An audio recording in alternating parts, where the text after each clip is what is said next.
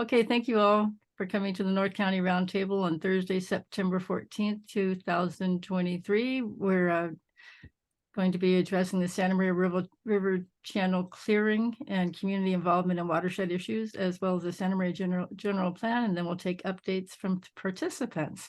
Thank you all for being here. So I want to start with the Santa Maria General Plan clearing. Santa Maria River Channel clearing. So I think all of you, or probably most of you, know that on Tuesday, the County of Santa Barbara approved doing emergency channel clearing to reroute the Santa Maria River from its current channel to another channel. It had been flowing mostly the north side of the river when it came to Guadalupe, and it switched to a more southern route and flooded an area of Pioneer Street, the wastewater plant in Guadalupe, and Main Street, which gave access to the beach. And so it caused a lot of damage.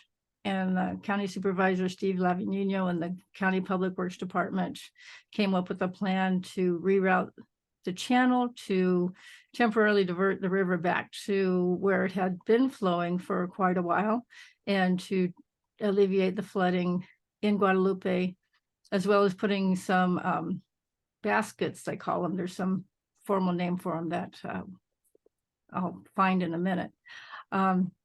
I do have the slides that the Board of Supervisors presented, and I would be interested in showing them if you all would like to see them. So do we have, and it would be just 5 minutes, and I'll go through them really quickly, not very long. So if anybody's interested in that, nod.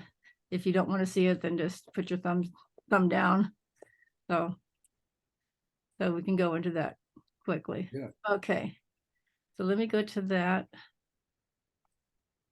And while you're pulling yes. that up, Jeannie, are the baskets part of what they just approved, which was $8 million, or was it the baskets are another $6 million that they have to find? Well, good question. Maybe that's what I thought it was, that they'd still have to do something more to do the basket thing. Yeah, that could be then. So I'm not sure on that, but I think maybe in the slides it might say. So I'll go ahead and share the slides. And can everybody see that now? Yeah, bigger is better. Okay, so here is here's a picture of where the this is looking upstream from the Main Street entrance to the beach. So the entrance would be off the, it's off the bottom of this. So you can see over on the left, that's the channel that it has tended to flow in, but then it decided to take off onto this area, wiping out farm fields. And here's another view of where it flowed outside of where it's been in the past many years. Okay, let me get to the next page. So this part shows how it's the yellow line is where it's traditionally flowed, and the orange line is where it went and made its damage. And so you can see it flooded out. Well, you can see the blue shows that it flooded the church up here, and then it doesn't really show how it flooded Pioneer Street, but it did go into Pioneer Street and flooded some people out of their homes. Maybe it was right here. Maybe the church. I mean, they put the label Pioneer right on top of Pioneer, but there's about 9 or 10 homes that are lower than all the rest of the city that got flooded. Right. And so then the sanitation plant down here was affected. And then the entrance to West Main Street right here, the water flowed across the top. It wiped it out here and totally took out the road. at the point right about here, and then it took out the road over here, and it took out the road over here at this red line too. So the fear is if they leave it in its new channel, it'll become a regulated water of the United States, and then they won't be able to do repairs. So this is their plan for restoration. This January through March is when the river breach occurred. The county requested assistance from Cal OES, and they've resubmitted their request. Army Corps of Engineers began an analysis. The governor issued an executive order, and they're going to do their work under the executive order. And they anticipate Army Corps of Engineers, National Guard, DWR, Department of Water Resources, and County Public Works Flood Control being involved in this. The staff presented Action 1 and Action 2, what they want to do. Action 1 is $8 million. It's debris removal of sediment and vegetation. And these HESCO baskets that's what Ken was talking about. That'd be $6 million. So I don't think they have the funding for that, Ken. They did allocate the funding for the $8 million that'll come from the county. So they said the county Office of Emergency Management will need state and federal agency support. The California Office of Emergency Services and Department of Water Resources, California National Guard, and the Army Corps of Engineers would be involved. Department of Water Resources assist looking for that. So they want to begin action number 1 immediately using local funds. Okay, if anybody wants to jump in here and add something, they're welcome to, because maybe I'm not saying enough. I understood that they expected the contractor was going to be out there today, getting started. And that's possible. I don't know. I didn't hear everything they had to say. Sometimes the supervisors I was sitting in the supervisor's hearing room, and I didn't catch everything because sometimes the supervisors weren't loud enough. It might have been that they were hopeful that would happen. But I did think I heard that if Public Works saying that their contractor was standing by ready to go. So I don't know if anyone else can confirm or deny that. I don't know. Anyway, we'll move on. These HESCO baskets, not really sure what's in them. Maybe they're rock-filled baskets. And yes. I was talking with someone else who was saying that they may be like making a wall of rocks there. To protect the wastewater treatment plant. And so the governor's executive order streamlines debris removal, suspending certain permitting and regulation requirements. But it says the federal requirements are not suspended. The county is working with the Army Corps and U.S. Fish and Wildlife. So they said the status as of Tuesday, County Fires was assisting with vegetation removal. R.W. Scott has begun mobilization. Flood control staff began planning in case the funds were approved. Next page. So there's that picture again, the pictures. Okay, the considerations, all areas of the river flows become regulated water if not restored by March 2025. Flood control will work through November 1st. Their work through November 1st would deplete 25 years of Guadalupe flood zone funding. All repair work being contemplated is temporary and subject to breakouts at high flows. In its current state, any flow can be problematic.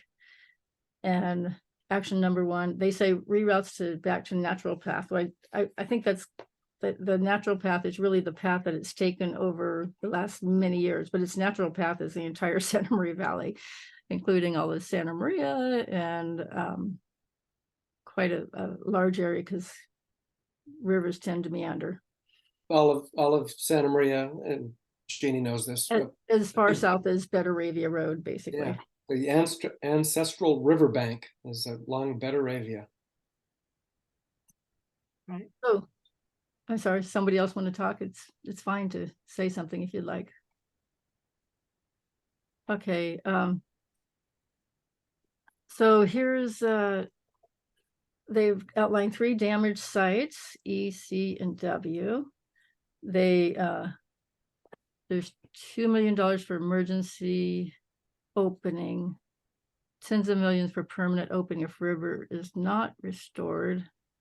I'm sorry, I don't know more than what it's saying here. But they've got this temporary repair in now where the river crossed Main Street and wiped out the road. So there is something. I don't know if there's public access. If somebody does know if there's public access right now, please let me know.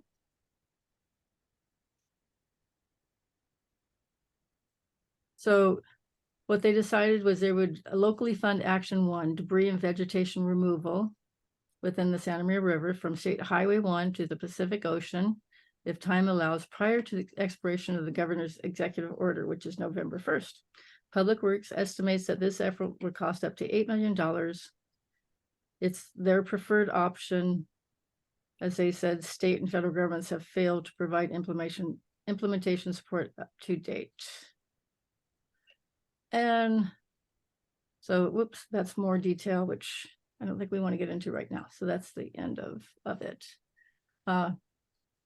Anybody want to re-see any of those or make any comments about it? Actually, Jeannie, I have a question. Has anyone had conversations with the, what is it, a gravel plant? Sand company, Right? it's a sand plant. Sand plant. So this obviously affects them. So has there been any discussion with them? I mean, that is I would imagine that is a company that's making some money. So has there been? They haven't, the county, I don't know what the discussions have been. I'm sure they have been though, because I understand that the Parks Department works closely with them. But I don't know. I haven't heard anything from the county as to the sand plant status. But the sand plant is right at the corner of, let me show. If I can show the picture again. Well, right, what you're looking at is that W, right? Isn't it? Oh, there was a better picture back where I was. Yeah. Let's see. W, I think, is where the sand plant is. Yeah. And I think it's It's I'm kind not of, sure. I'm yeah, thinking it's like right yeah, it's right after when you get into the Right. you go through the gate and Yeah. then you go, I don't know, quarter mile or so, and then Yeah. they're off to the north. I think it's right here between C and W right there. Yeah. The other thing, I guess I was thinking about this. So has there been conversation with Salud about getting him to help with the discussion with the federal government? Because it seems that there's kind of a roadblock. We've got local funding for this, but we are having difficulty getting money from the feds, and I wonder if there's any conversation with Salud about this. Well, I believe that Steve's office has been talking with Salud. Well, and I know that they have, because isn't it Wendy Mott who is Salud's representative? She came to the Board of Supervisors hearing, and she also came to the county's hearing county's presentation, Steve's presentation, I should say, and Public Works presentation that they had in Guadalupe about a month ago, I think. Yeah. So he's been contacted, but I don't know what it is about why there's no funding coming from them at this point. I haven't talked with him directly, so I don't know. No. Anyway, yeah, and I don't know either, but I've been thinking about that today, that, Salud, it needs to take an active role in this. Mm-hmm. Yeah. And the gal's name is Wendy Mota or Mata. Wendy, yeah, Wendy Mota, I think it is. I always said Mata, but it's Mota, Wendy Mata. Yeah, and it's Mota. a sand plant, Gordon Sand. Yeah, that's You it. know, I've got a story to tell you real quick. When I was my dad's file clerk for Guadalupe Hardware, I used to think it was a person. Gordon Sand, that's good. So, That's like, so let's have a discussion around that. I mean, the one problem with this plan is it's not a permanent fix. It's a temporary fix.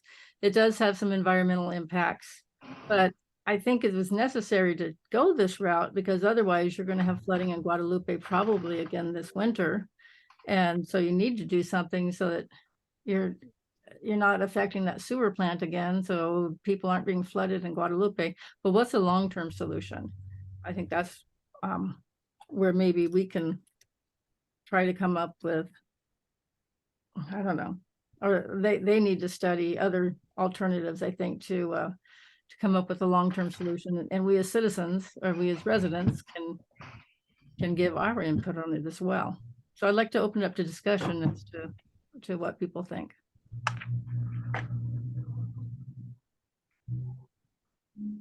Go ahead, Stephanie. So let me zoom out and then we'll zoom back into your question.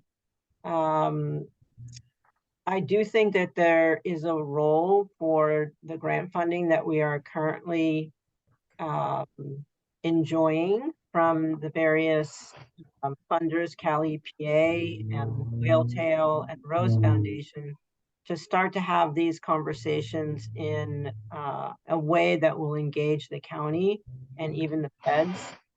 And I want to bring up a couple of points that relate to the work that the county is undertaking right now.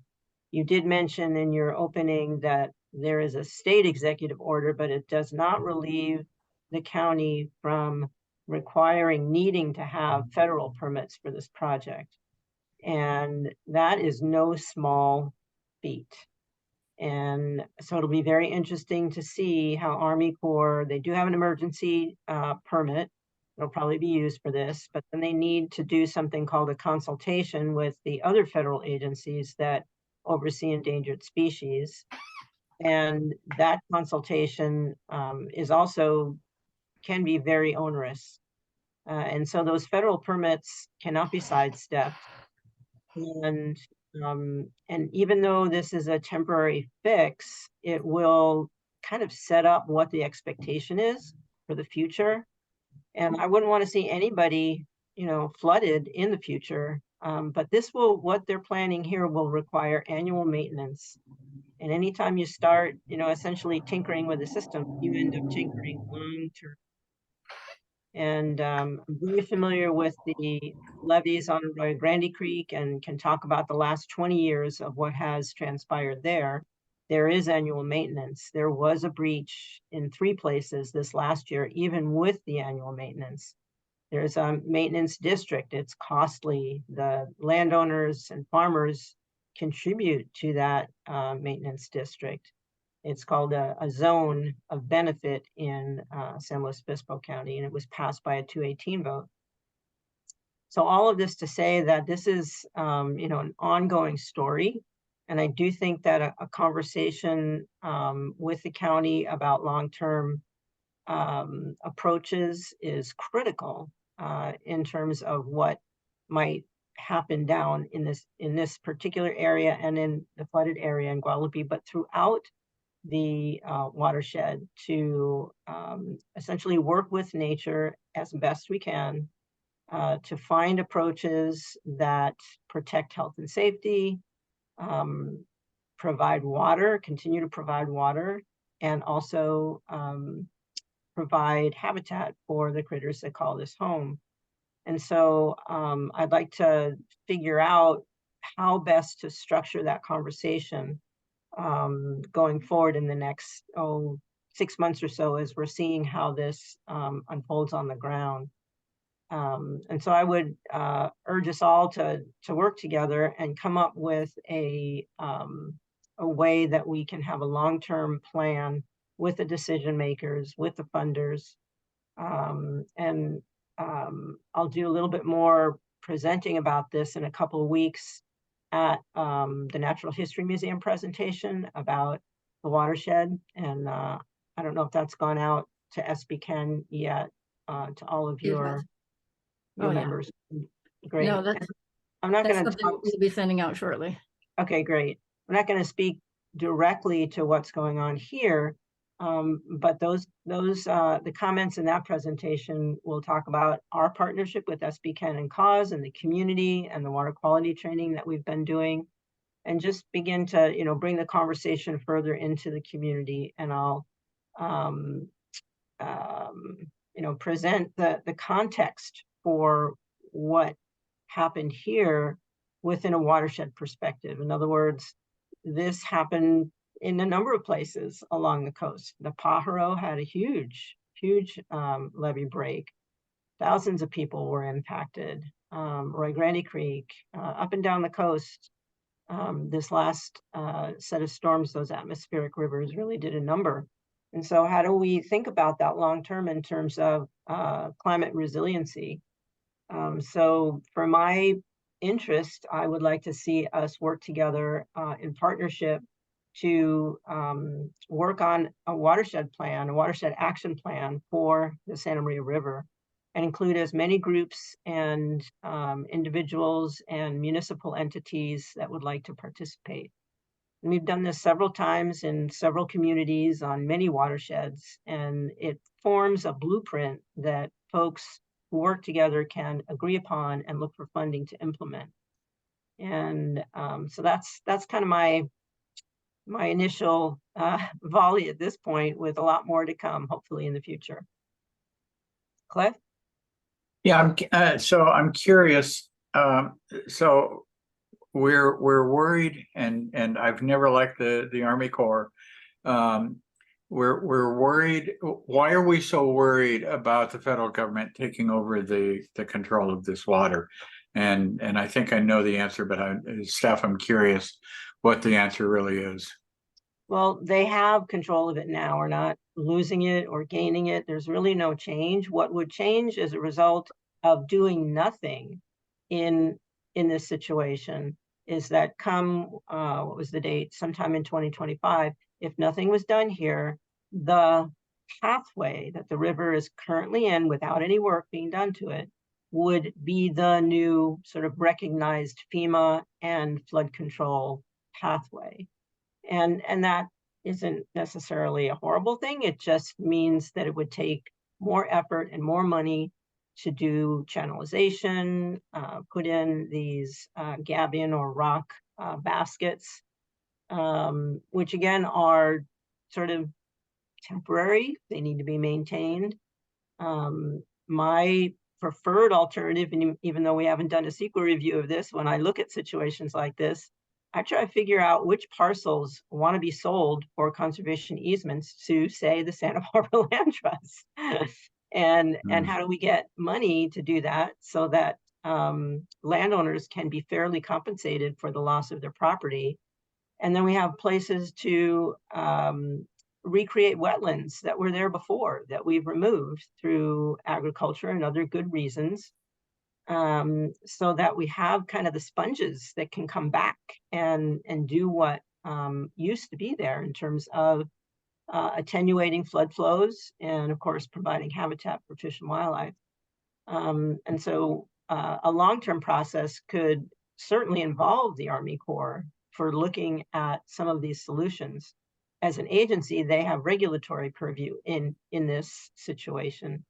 And so that's why they'll be involved no matter what, whether the pathway remains the way it is, or if it gets repaired and the pathway that it was in is reconstituted. The Army Corps still has jurisdiction essentially in the entire main stem of the river. Thank you.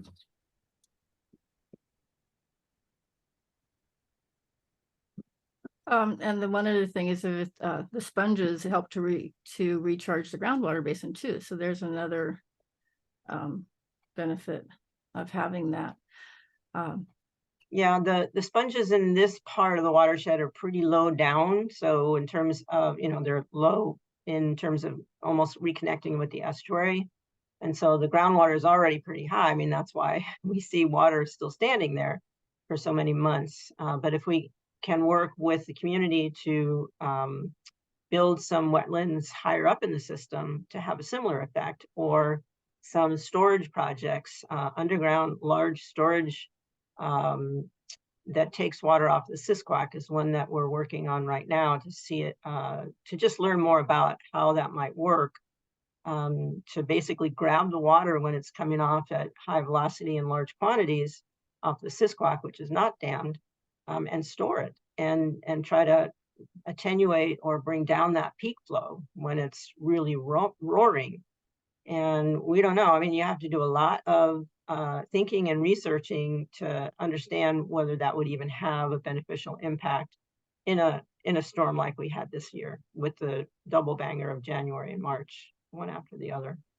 Staff, while still leaving enough peak flow for the steelhead to have a half a chance. That's right. Yeah. And in this kind of flow that we had, because we don't have any way to see in the water or trap any fish coming down, we don't know what happened.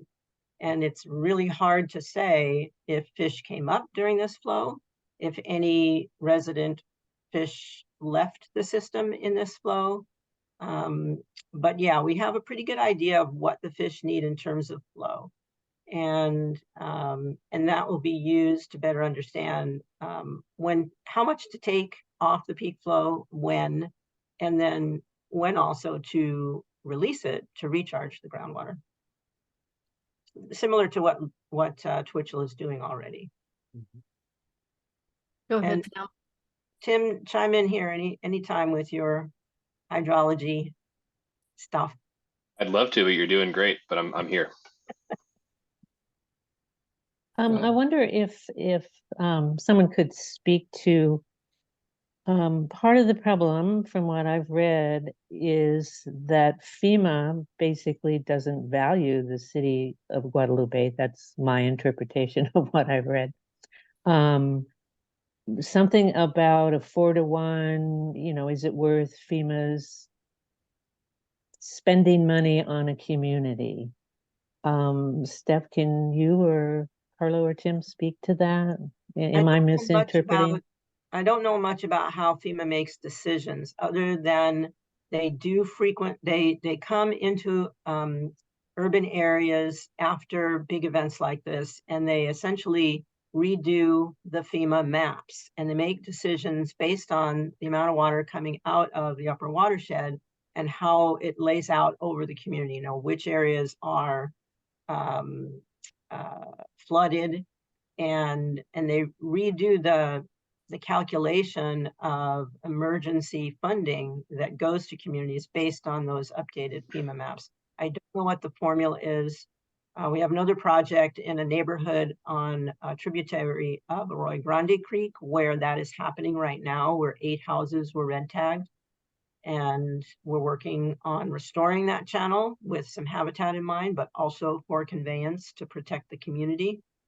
And the FEMA map is going to be updated. And so I will be learning a little bit more about what that means. But what I think it means at this point, don't quote me, is that if you're in the floodplain and you're in the floodplain and you build in the floodplain, knowing that you are in the floodplain, you may not get assistance under FEMA support after a map is reconstructed, showing that your infrastructure is in the floodplain.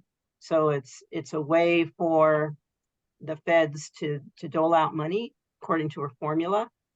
And in terms of the social justice issue, I think it's really very high priority to look at that and see what that means for the community going forward.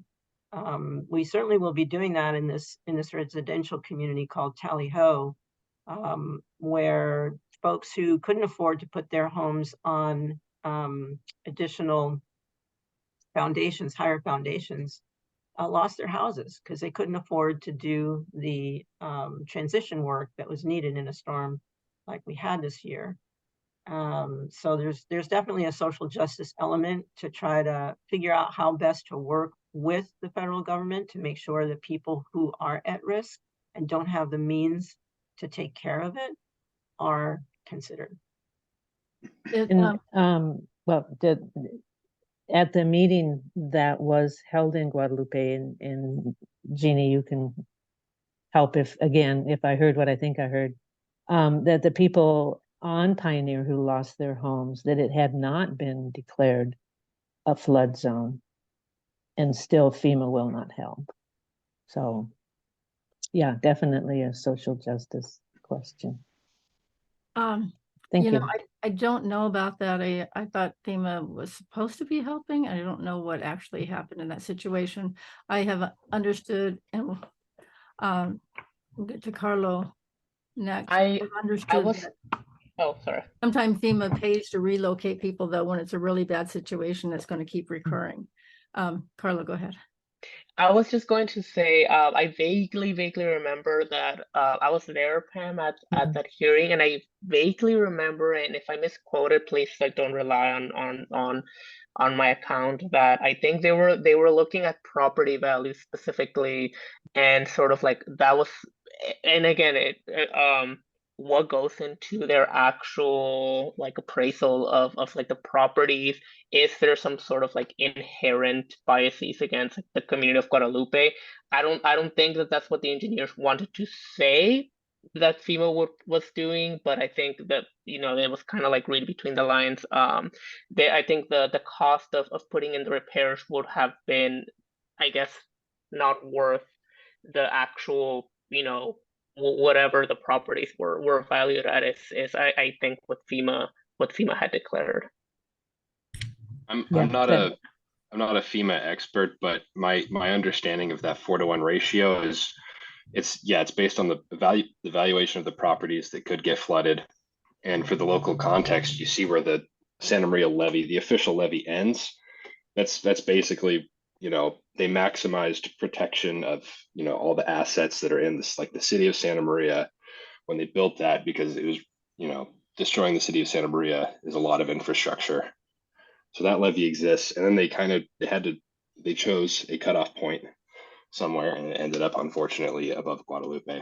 And so, yeah, they just have.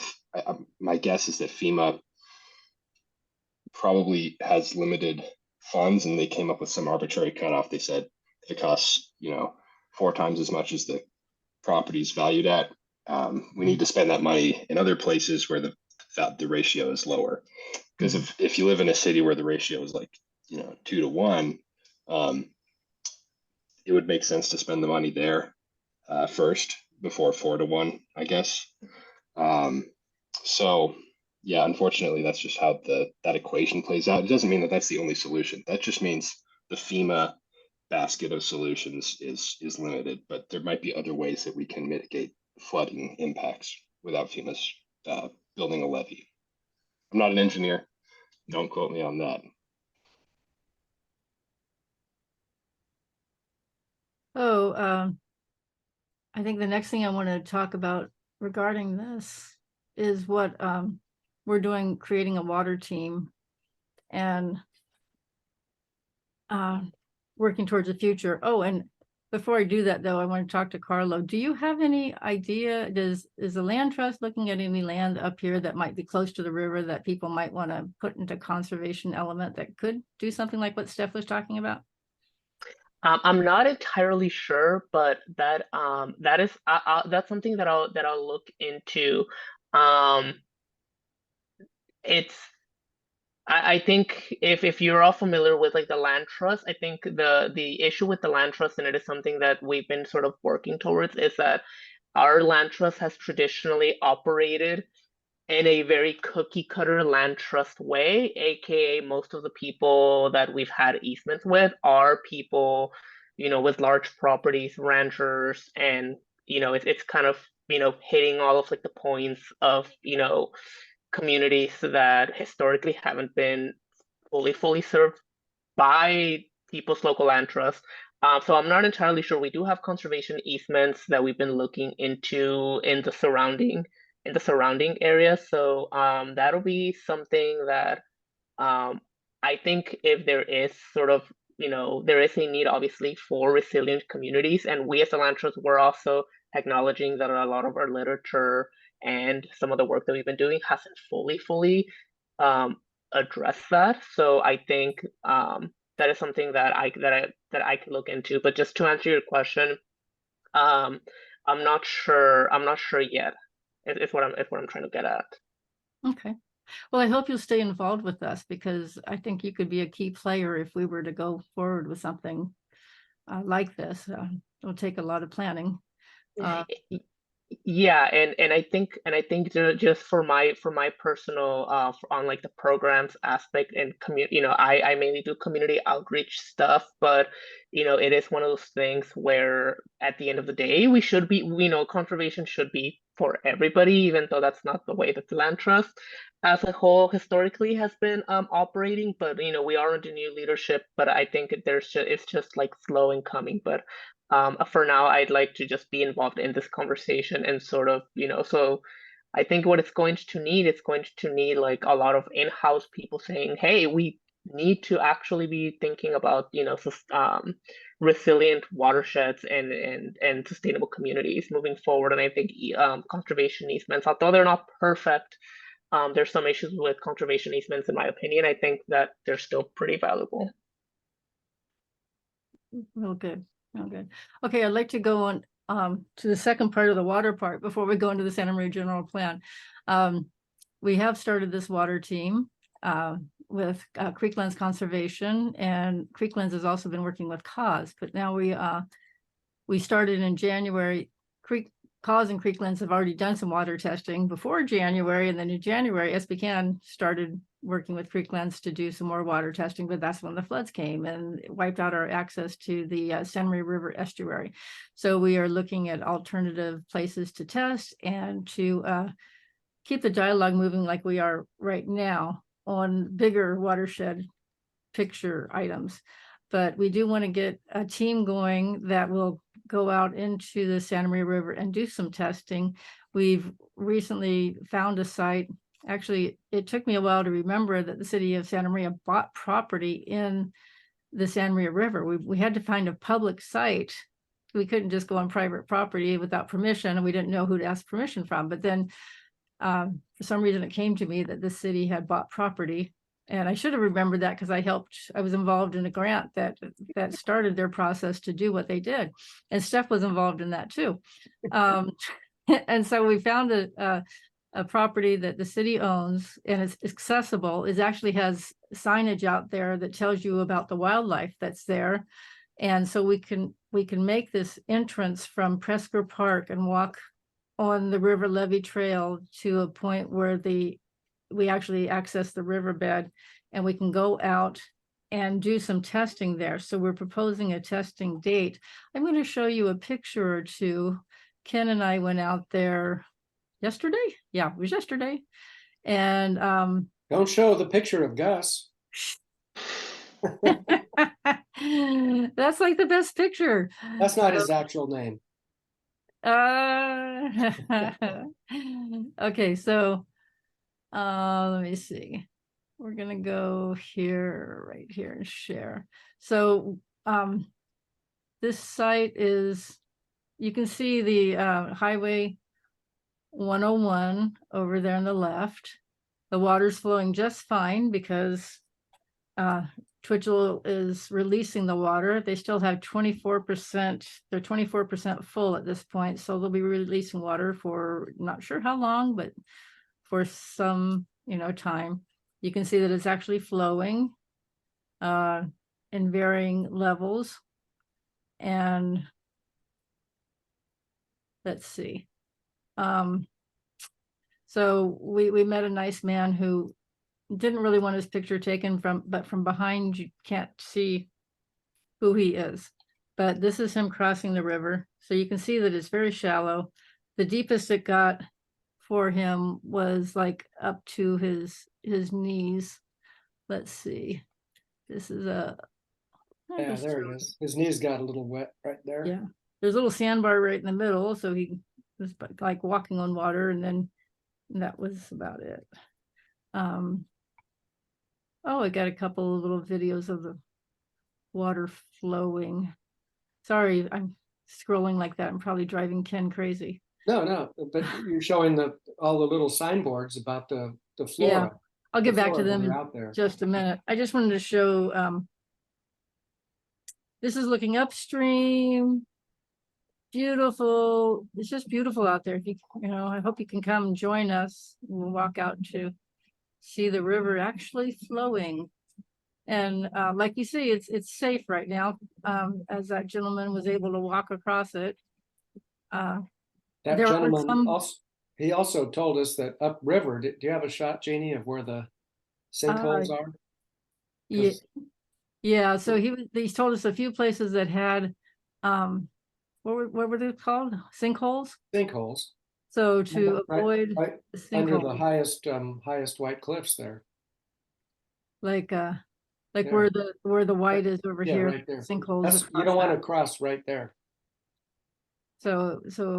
But we want to go out on this pathway that's that this is city-owned property, and they want you to go out here because they have signage that says where you can go. Let me get a picture of a sign pulled up. Okay, let's see. So right here, follow red framed signs forward. So we will get onto the path here, and then we'll go out this way, or we can go this way, either way, to reach where the water is. Somewhere out here. It's pretty far over. So we have to walk through the riverbed, which is dry, and then the river is actually kind of running along that south side at this point. So, and Western Rattlesnake, that's probably a good place for us to go cross. Ah, Okay, let me stop that's sharing. when I said I'm turning back. Yeah. So we are planning this, we're planning another online training session for, let's see, September 22nd at 4:30 p.m. and then go out and do the actual training to how to do water testing on September 23rd at 10 a.m. We'll be sending more information about that. Tim is going to be our leader on that. So what would you like to say, Tim? Just that, as we kind of touched on already, I think this is a cool opportunity to see the Santa Maria flowing way outside of its normal season. In some of that footage you saw, I think the flow rate quoted by USGS is about 100 CFS or more right now. And that's all because of Twitchell's releases. So the water quality monitoring here will be in effect measuring the water quality coming off the Sisquoc and Cuyama through Twitchell. So it's a kind of unique composition of the water compared to what we would normally be monitoring in ambient conditions, what you might find on any other time of the year. But it doesn't mean we shouldn't monitor it. And it's going to be an introduction in, basic data collection methods, note taking, and just getting more connected to the water by starting to read some of the data from it. I think that's a great way to see the water in a new light. And so we're just trying to expose as many dedicated volunteers to that as we can. The more people who get involved with this now and stick with it and grow the kind of community water quality watchdogs, if you will, the more people who do that, the more you can advocate for different types of monitoring that I think are lacking right now. There is monitoring going on through official, agencies and agency partners in the valley, but we could always use more. And there are things that are not being quantified now that we should continue to quantify and get baselines so that we can go after new grant funding to address problems. So, Tim, do you know, or Jeannie, do you know, is the Sisquoc still flowing, or is all the water we're seeing coming out of Twitchell?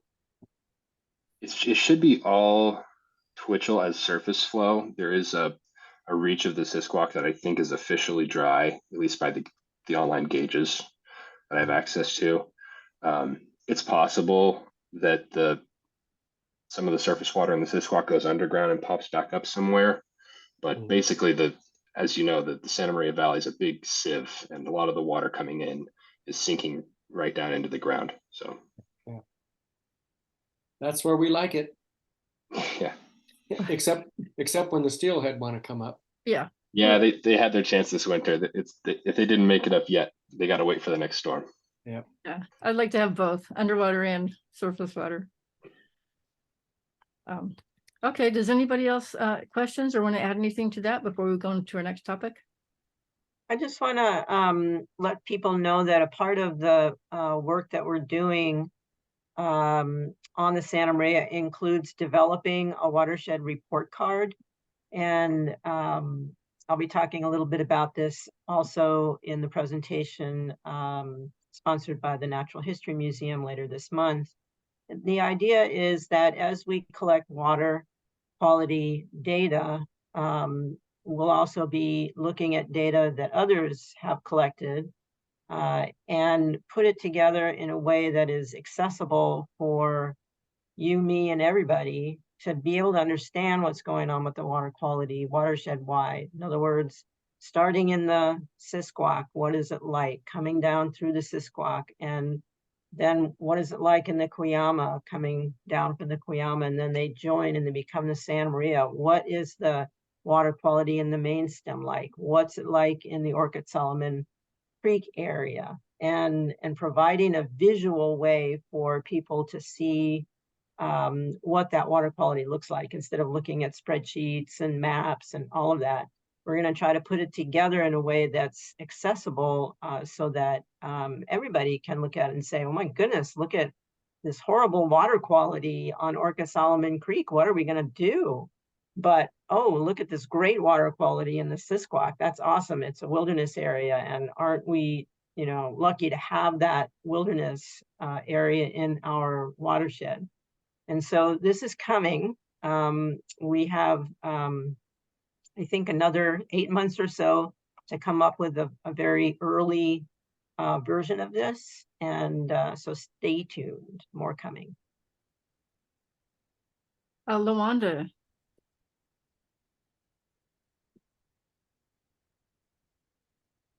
Back on my bandwagon. We're not going to have much water from Twitcher flowing in because they're allowing Pacific Petroleum and Midland. They're getting, I think it's 35,000. And I can't remember the term. I'm going to take a picture of the truck the next time. But every day when I pass station number 5, they're out there and they are getting water. They never got water when we went in the drought, but they're out there, and I understand that they have a permit and they're getting water, which I consider very precious. And they should not be getting our water for construction. Let them go put some tubs out there and collect their own water. But I don't think that they should be getting the water that's precious and that we so desperately need. So I just want you guys to be aware of that. You said 35,000, is that gallons? And how often do they do that? Every day. Every day. And I'm out there about 2 hours and I see 3 to 4 tankers out there every day. So I can't imagine how often throughout the day that they're doing that. But I'm out there 7 days a week. I learned from Lisa. Lisa said that she called the city and the city told her that all they need to do is to fill out a permit. The construction companies, they can fill out a permit and they can get that water, and it's from a fire hydrant, probably about 100 feet from station number 5. Now, I don't know how many of those stations are equipped with a hydrant like that they can do that, but I think that's pretty interesting. And I think it's something that we need to look into. Um, I thought about driving around the city, but I really need to do the walking because I'm into conservation. But I think that we really is worth an investigation to find out, because I don't think we're being told the truth about this. And I could add, I know the place you're talking about, Lawanda, and I've seen the big trucks. I think they hold 3,500 gallons loading up at the hydrant. And I don't know if they're taking it to do construction or to spray it on dirt roads to keep the dust down. But in either case, why would you want to use water that is, I think, otherwise drinkable water to do those things? Those things are needed, but if it's drinkable, no. But it is the only place I've seen it there several times. Every time I go by, or many times I've been by. Well, what's interesting, Ken, is they never did it during the drought. I never saw them during the drought. And I beg to differ.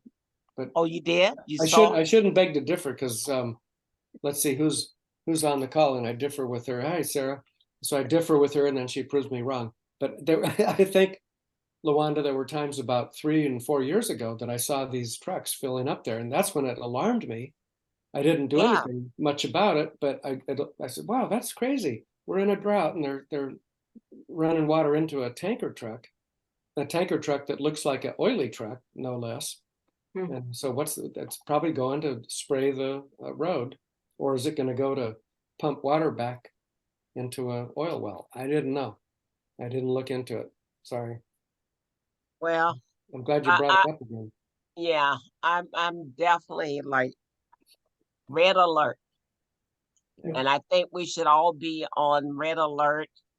And is this the only place where it's happening? Yeah. I do need to take a bath. Wait, me?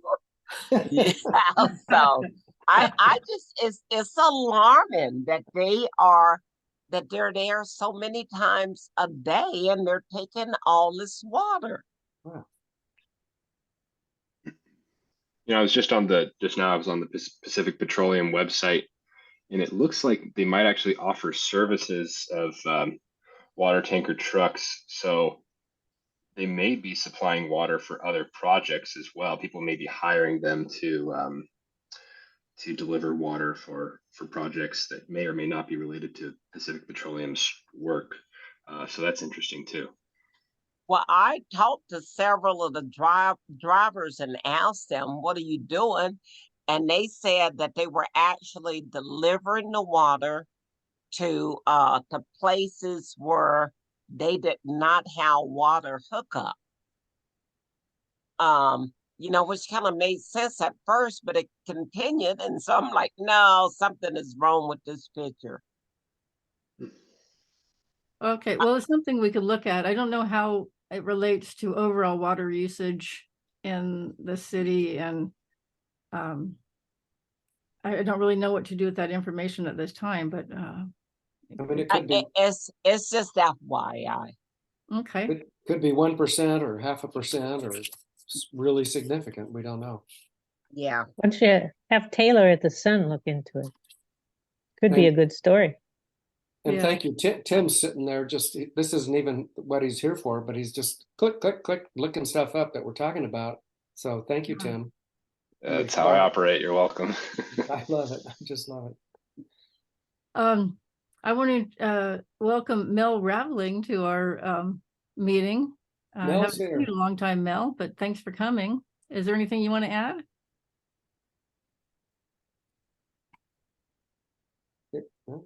Well, maybe he's not close to his microphone. I know he's there though.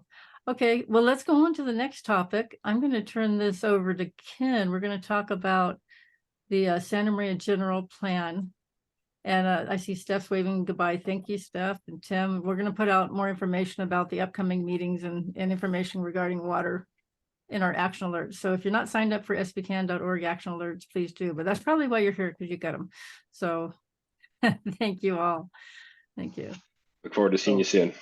Okay. Okay, I don't, Thank you, Jeannie. Okay, so everybody who has just left was basically here, I think, for the whole water subject, right? Mhm. Yeah, I think so. And so who's left? And so we have 12 left, or 11. And I don't know if most of who's here have been involved in the Santa Maria General Plan. I don't know if how much I want to go on about it, but I will give an update, and then if anybody needs the whole background, I'll give it. So the Santa Maria General Plan update has been underway for 3 years, and we and CAUSE and CEC have been following it all these 3 years, and CEC has been convening monthly meetings of a small group, growing, but a group of people that want to focus on this general plan update. The city is in stage 3 of the update, and stage 3 is to pick a land use alternative. And there were 3 proposed, and a 4th one that's actually proposed and recommended by the staff and the city consultant. And the range of these alternatives is from annex a lot of land, to expand the city, to just stick to infill and build up, not out, or a hybrid. And what's recommended is a hybrid plus a couple of 100 acres of prime ag land added to the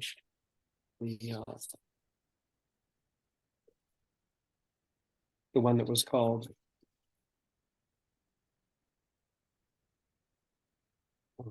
quick, Jenny, save me. See, Yeah, say that again. see, Well, I never got with A, B, and C, but the hybrid. So anyway, this one is hybrid plus, and they added to the hybrid. Okay, so these little red zones here, and here, and here, those are prime ag land proposed to be annexed. And so the hybrid plus adds this one in the northeast corner of town. And so overall, it's 1,000 acres of almost all prime ag land that's proposed to be added so that the city could grow. So the analysis, however, shows, and this is the consultants and city's own analysis, shows that there's more impacts with the annexation approach in terms of greenhouse gas emissions, in terms of walkability, in terms of everything except how much money the city might bring in, I guess, in terms of tax revenue. So in terms of 4 out of 5 criteria, what they're recommending is the worst. So the Planning Commission heard this last week, and several of us were there, and we testified, and they, in spite of the majority of people who testified, well, I think that was about 50-50, to be fair. There was Chamber of Commerce and realtors and landowners, I guess. But we and the Growers and Shippers Association, Sierra Club and others, and CEC, and some, and Cliff, thank you very much, Cliff. We testified that they should be going with the infill alternative. It measures out better on 4 out of the 5 criteria that they're looking at. But in spite of that, the Planning Commission voted 3-2 to go with this hybrid plus alternative. And 2 of the members, they wanted alternative A, which was annex a lot more than what's proposed here. And now that recommendation goes to city council, and we're not sure if that's on the 17th or 18th of October. If anybody knows a date yet, last I heard, they haven't got it set. But it could be as early as that, as the middle of October. And so I have this on the agenda because I want to encourage everybody to come once more, and to encourage more people to come and urge the city council to don't pick this land use alternative. Pick the infill, keep building up, not out. The city's doing a pretty good job of building up and not out. They don't have any opportunity to build out because they haven't got a bunch of land, ag land, available to them. And I don't think they're going to get it, because LAFCO, the Local Agency Formation Commission, has denied over the last 20 years, and most recently 6 months ago, Lompoc's bid to bring in a couple of 100 acres. Even just, it was 160 acres this last time of prime ag land, so they could, build housing on it. So that's been denied 22 years ago and last spring. So why this city ought to build a general plan based on that we're going to annex 1,000 acres of prime ag land, I don't think it's going to fly with LAFCO or the state of California. I think the county of Santa Barbara will be opposed to it, and we'll fight it. And we've won these kind of things in Lompoc before, and most recently Rancho La Laguna, a big subdivision proposed out in the hills outside of San Ynez Valley. I don't think this will pass. Anyway, that's my spiel on it. I was hoping Alan was going to be here. He's not here still. But Zelema, Nancy, Cliff, who else would like to speak on this?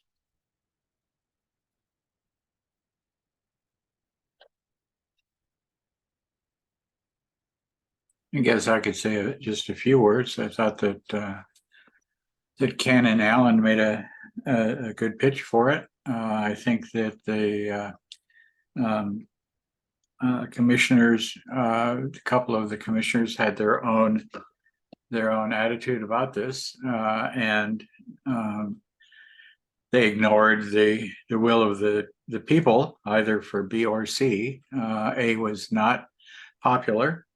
I think Ken is right. I think LAFCO will have something to say about this, but first of all, they have to go through the city council. I don't know how the city council is going to go.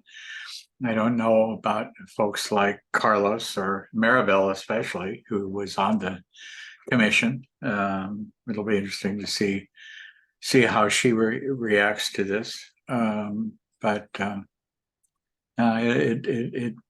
it'll be an interesting process, and it is a political process. I was surprised that the two commissioners completely ignored. I mean, no one wanted A, even though Ken, I mean, you're right. LAFCO, what is LAFCO going to say about this? It was rather cavalier. The two commissioners were sort of saying, well, we'll just annex as much as we want. We'll see. But yeah, it's still a process. It has to go through the city council. It has to go through LAFCO. Yeah, we'll have to see. It certainly was a very long meeting, very tiring meeting. But yeah, we didn't know that. Thank you, Cliff. And we didn't know there was Sure. an hour-long conversation about a car wash in the middle of that. And I could talk about the car wash, but I've already complained about it. It took too long at that meeting. So we won't talk about it now. It's a done deal there. And the other item where some of us were last night at the vigil, that's going to become a 6-story, I think. I forget how many units. Is it 80 or 100 units? Which I think it's a good thing. But it's the first time I ever went to a vigil on that corner. This is the corner of Broadway and Main, and where we really, a bunch of people came and utilized that that little space. I didn't know what a good space it was, but it's going to become a lot different.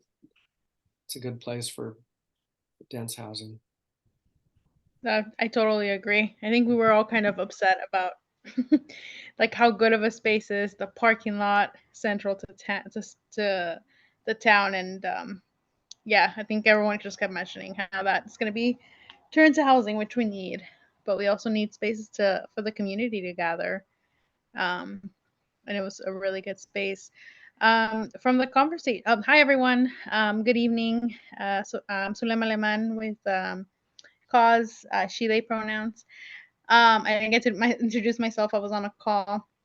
One of the things that came out of the North County Coalition meeting space on Monday was um, one of the things that were highlighted by the group was the lack of media presence on this issue, and how can we support that a little bit more.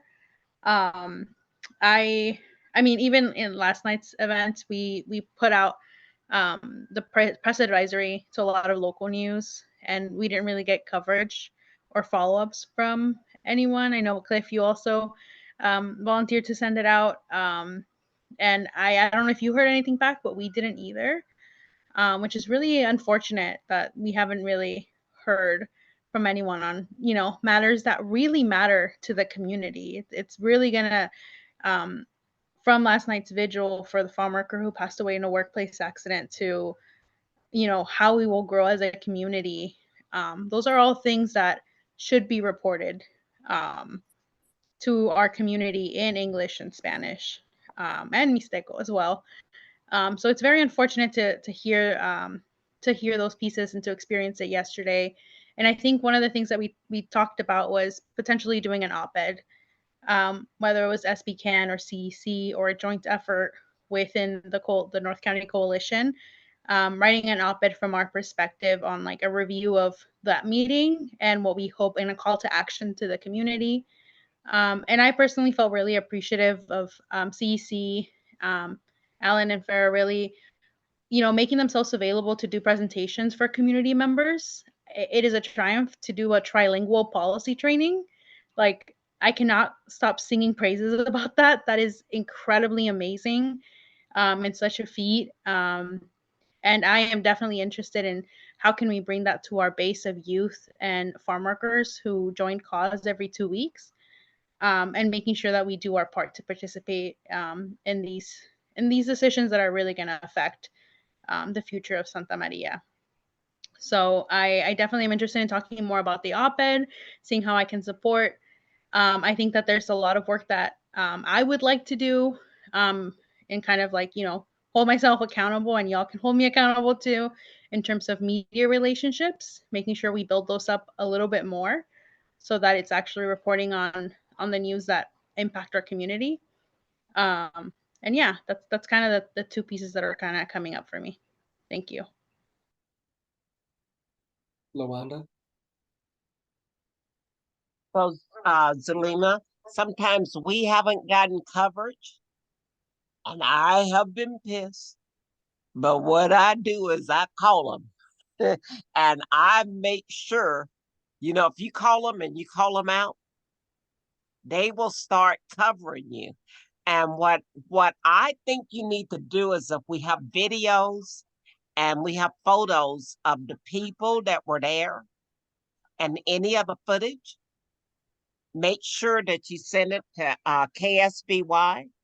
They're more likely to report, unfortunately, and News Hawk than is what is it, KCOY. They're more likely to report it. And so I would send it to Neil Hebert. Herbert is Hebert, something like that. I would send it to him and have him reach out. But I think also, like the the Spanish language press, they need to reach out also. That was really heartfelt, and it's unfortunate that they weren't there. Also, I sent you a private message because I think that, well, just read your message because there's a lot going on that where we need to go. Cliff, go ahead. Yeah, I just wanted to follow up, Zulema, you mentioned something and the youth that showed up last night. It was just so exciting to see a whole group of youth come. I'm not sure exactly if they were coming from FLA or but it felt great to, you know, I'm a little older than a lot of folks, but it felt really great to have so many youth involved in that vigil. It felt good. Thank you, Cliff. You know, I was surprised I didn't see Janine Scully there from News Hub, because I see her everywhere when we're downtown having a march or in some other kind of vigil or protest. She's always there and she writes about it. So I didn't see her. And I feel like, well, you know, we sent out an action alert encouraging people to come to this. And I got to double check and make sure she gets those. Jeannie's back there and she might, yeah, Janine gets that stuff from us, I'm sure. But we could also say, Janine, this is really important. We hope you'll be there. And even now, it's already happened, but sometimes you read stuff in Newshawk 2 days later because she or another editor or reporter gets something, some pictures that somebody else sends in. Lawanda, your hand's up. I apologize, but call Santa Maria Times out. Call Marga out. I've called her out and it's totally changed. So just call her out.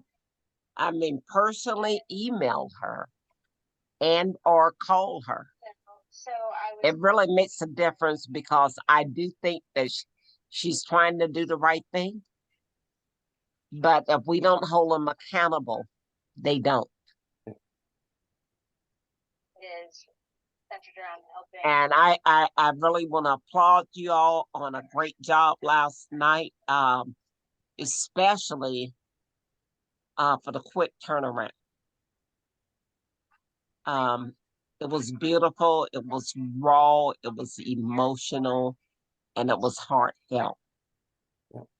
And I wish that we could have teleported Nancy, our new staff member, up here to be at this, but she's headquartered in Santa Barbara. Wasn't practical, but Nancy, it was a good, really good event. We do these things, we go to them, and people put them on. Sometimes we put something on. Mostly we go and support cause and others who are putting these things on. It was really good.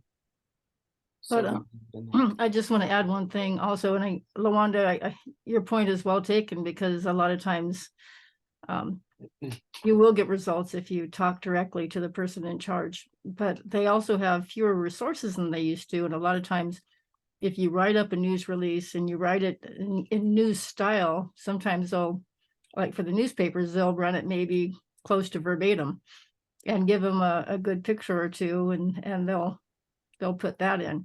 And you can send that out to all of the organizations at once, all the news media, and you know, sometimes they run them and sometimes they don't. It's hit and miss, but it does help if it's already written, because Santa Maria Times used to have, I don't know, I think 15 reporters, and now they're down to maybe 2 or 3, you know, 15 reporters, that was years ago, that they've been shrinking every year.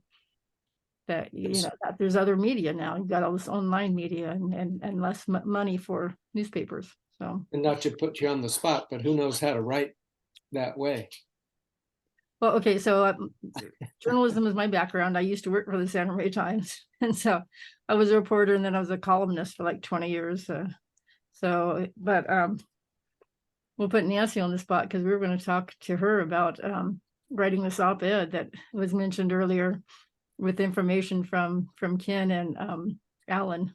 So we'll talk to you about that later, Nancy. Sorry to just throw that out here in this public meeting. Okay, I'm not too sorry, but Cliff. Yeah, I just wanted to second what Luanda was saying. Several weeks ago, Andy Caldwell wrote just a horrendous op-ed piece about the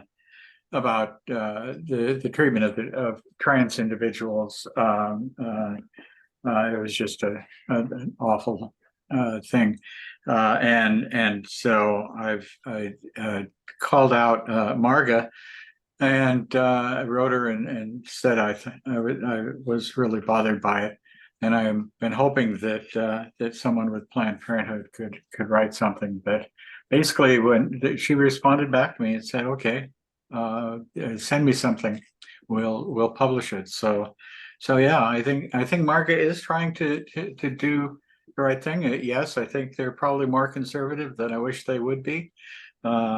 But yeah, I agree, Luanda. I think that Margaret can be called out, and I think she would be responsive to something that we write. And so I have to add, Andy Caldwell, and everybody may not know of Andy Caldwell, but he's sort of a reason that SBCAN was formed 20 plus years ago. And he's now writing, there's a column, I think every week now, in the Santa Maria Times. And we used to have something once a month. And so we need to step it up. And I don't know how many people read it or it's going to influence people, but it's a platform that we can put our message out. And he also has a radio show too, which is, so he does have that as well. Well, he pays for his radio show. And we were a coalition of several different organizations that would put an op-ed in the Santa Maria Times once a week, and SBCAN contributed one per month to that. It was called the Looking Forward column. And after a while, after many years of doing it, it kind of fizzled out because it was just so much work. But we could probably get that again, or we could get op-eds. It's because the woman who was our driver died. I think she was wonderful, but when she quit writing to us saying, this is due, then we slacked off. But also it got old. But now Caldwell's back all the time, like it seems like weekly in the paper. And so it's time we step it up. I'm sorry, it is, yeah, you're right, it is weekend. Luanda. Yeah, every Thursday. Yeah. Well, I just want to add that they offered it to us. And that's how that Black Lives, Black Voices started. But that's a lot. And if I can't get people to volunteer to do it, then it can't happen because I'm on overload. And so I, just kind of like every now and then I'll put something out there, but I couldn't keep it up. And so Zulema, I think that you all and then us as a coalition, we need to help you, but you guys need to put it out there. Totally. No, and I'm right now we're thinking through like how do we want to involve our youth and young adults, and I think that could be a really cool way to involve them, right? I totally hear you, Luanda, on being at capacity. From so many people that showed up yesterday, everyone was like, I am in 3 meetings, but I will be there. I know how busy we are. But if we all kind of put in like a little grain of sand, we can make it work. So I'm getting some ideas right now. I know some of our youth and young adults have been wanting more of like a role in our organization, and if any of them are willing to do any kind of writing and we can get someone to volunteer to proofread and help out, I think that will develop them professionally. That would be really cool to see young people using the media. So I'll definitely talk to Danielle on Monday, and as well as Hazel, and see what we can do. And for sure, I'm going to reach out tomorrow with photos to our contacts. And Cliff, if it's okay, I can send them to you as well. Or Ken or Jeannie, I can send them to y'all. And I think that if all of us email them with pictures and the same statement, someone has to put it out. Well, Please Send send it them to us me and also. I'll get them out. Send it to us and I'll send it to Marga also. And Perfect. I want to compliment you on having somebody there taking a video, and I saw several different people taking photos or videos as you went along. So you've got the raw material, and it was a wonderful event. Well, very well attended. I also want to encourage you to maybe try out the public access TV channel 23 or 24 or 25. City of Santa Maria operates all three of those, and you can get your videos on there no charge, and it's a public service. So that might be another way to distribute them besides Facebook. If you put it on Facebook and notify the rest of us, we could all share it on our Facebook pages as well. So, Yeah, the only Spanish media that was there was Tu Tiempo Digital with Claudia, who was one of the co-conspirators of this whole event. oh, So she's amazing what- and continues to support what us. station was that again? I didn't hear you. Sorry. It's a social media Spanish platform. Tu Tiempo Digital. It's your digital time. Tiempo I'll write it on the Tiempo Digital, yeah. Oh, I didn't know about that one. And she is really welcome. Like, she's the one who brought the musicians, and they all volunteered for free. Wow. She's the one that has gotten like a lot of the, honestly, the reason why there was such a good turnout was because of her. She's really well connected with the community, the Spanish speaking community. And for me, like, sorry to just hijack the meeting and talk about the vigil, but it was, the majority of the people there were farm workers, and the majority of people who donated to Feliciana were farm workers. And that was incredibly beautiful to see. Well, that's wonderful. Can we get that link for the GoFundMe? Yeah. Because I don't have that. Yes, And I'll send it right now. I didn't have any money last night. Jeannie Totally. did. You'll also get another email. I saw you put a whole bunch of money in there. So I just didn't have any. We put a bit. We came home broke. Yeah, I saw that. But it was a Yeah, beautiful. seriously. Thank you to everyone. I have to agree with what you just said. I mean, I saw, because I happened to be sitting near that box, not guarding it, but I was near it, and I saw a lot of people. They looked like farm workers. They didn't look like me, and they were stuffing wads in there. And if I had more, I'd pull out more. I didn't have more right then, but a GoFundMe is still there, right? So we can do more.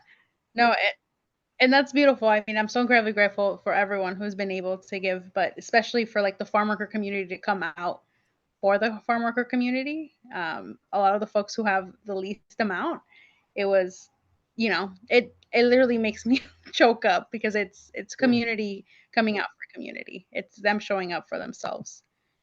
Yeah. But I'll share the link, and I'm also going to send the pictures tomorrow to everyone with kind of like a summary of the event. So you'll get that from me soon. And I think this will be one thing that Father Peter will remember for his pastorate here. One of the things that he did towards the end, and his last official service will be on the 24th at 10 o'clock at St. Peter's Episcopal Church. So if you want to say goodbye to him and wish him well, and he and his family, you're more than welcome. Well, do we have other updates from participants? Thank you for that, Sarah. People are going to miss Father Peter. Well, I just want to say one last thing, that I really did like the priest from St. John. I didn't understand a thing he said, but I was just laughing because I looked at people's faces, and whatever he was saying, it inspired them, and that inspired me. So you picked the right one, and hopefully we can have him at our events.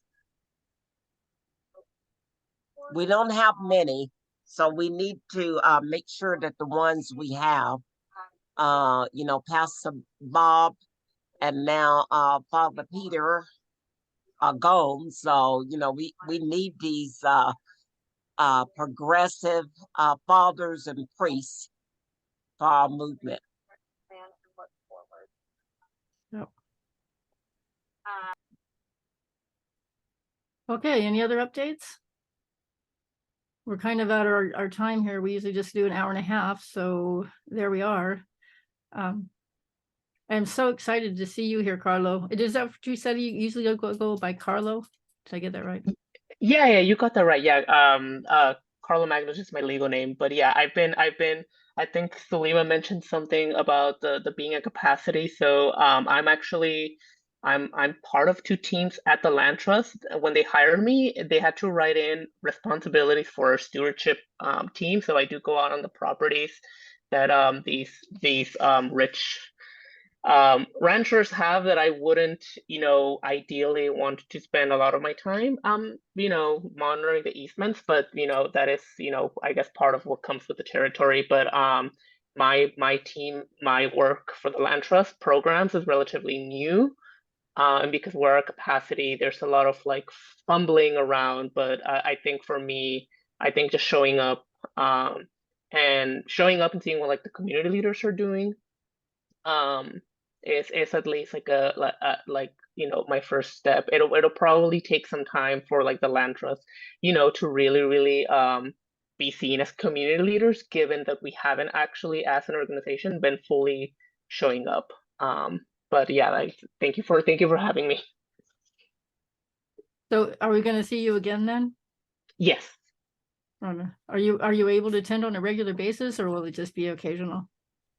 I think it'll probably be I can make an effort to come occasionally, but I do want to stay as involved as I can. And I think given that I'm not based out of Santa Barbara, I'm not based out of Santa Maria, I'm based out of Santa Barbara.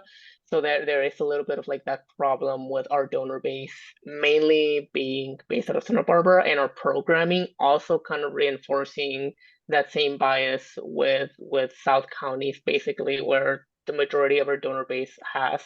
But I want to make an effort to at least try to make all of these, if not most of them, to stay as informed as I can. Well, as I recall, the Land Trust about 20 or 25 years ago had a lot to do with acquiring a parcel out at Point Sal. So, so I know you have done some work up here, and it's very much appreciated. And yeah, and recently we host a series of guided hikes and tours out in the Santa Maria Valley, and we've been working with it. I don't know if anyone's familiar with the Beatitude House. They're an organization based out of great people. They've been bringing communities out from Guadalupe out into Arroyo Hondo Preserve, which is our nature preserve. And we've been paying for busing and sort of just like trying to like establish that sort of like presence in the community. But for me, not so much so like I don't care much for like the hoorah on the Land Trust, more so the actual getting communities out into a nature preserve and just seeing how wonderful for a lot of these kids, being their first time that they're able to like experience a nature preserve. Given that for a lot of them, even just access to like the beach, or even, there's a lot of equity issues. Yeah. yeah, can you put your email in the chat for us? Yes, I would do that. Wonderful. Thank you. And then you'll hear from us many times. Yes, I get all of the things, and you guys do some wonderful work with it. You guys put the action in action at work. Oh, I like that. Maybe that'll become our slogan. And I think I hope we're Action Network. I hope we're putting network in our title of network, and so it helps having you here. Thank you so much for being here. And, thank you for having us. Yeah, everybody who is here, it's great. We are a network. Okay, well, I think we'll sign off now and let you all go have your dinner or whatever you want to do at this time. Thank you so much. I'm gonna feed the dogs. Yeah, my dogs have been asking to be fed for like the last half hour. And that recipe was pretty good, guys. All right. Oh boy, you know, you just giving me smell-o-vision, sis. Good night. Good night, Good love. night. Good night. Take care. Okay, where's the turn off the recording? Bye, guys. Bye, Bye, Sarah. Sarah. Catch Take you care. later. I kept my mouth shut pretty good.